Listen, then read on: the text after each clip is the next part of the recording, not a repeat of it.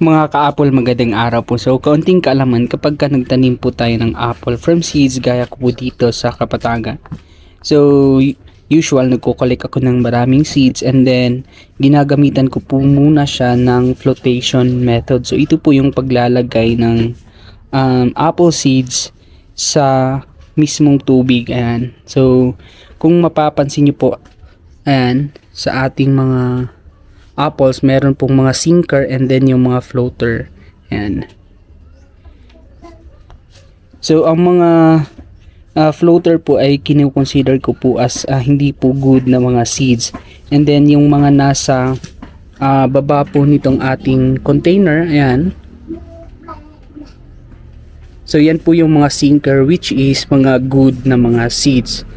So, dito sa mga nakolek kong mga apple seeds, so ayan, medyo konti lang yung mga lumutang and then yung iba are nag-sink po, so which is good kapag ka nagtanim po tayo ng apple from seeds kasi mas mataas po yung survivability nitong mga